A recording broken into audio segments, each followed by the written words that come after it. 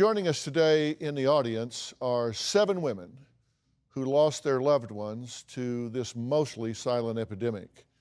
We're going to talk to them a little bit later on. But first, joining me via Skype is Officer Tommy Shevlin from Nassau County Police Department. Now, Officer Shevlin knows firsthand what it's like to suffer in silence because he did just that. He turned to suicide as an escape, as an answer, because there just seemed to be no other options. Officer Shevlin has shared his story with the fellow officers, but his family doesn't know that he attempted suicide. So why tell your story here? Why now? Well, even though this is not going to be easy for me, it's very difficult. I realize that something has to be done to stop this epidemic. Also, it's part of my healing process to be complete. Using your own situation as an example, what got to you about your job? I think that what people don't realize is, as police officers and first responders, we witness the ugly and the evil that the world has to offer. And we deal with negativity on a daily basis. So over time, it changes you.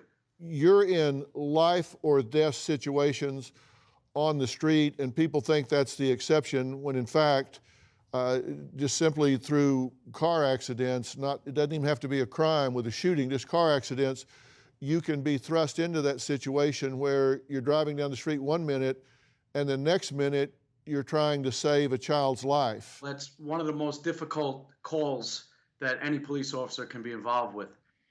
And I think that it's so hard to understand and comprehend what you just went through and what you just witnessed.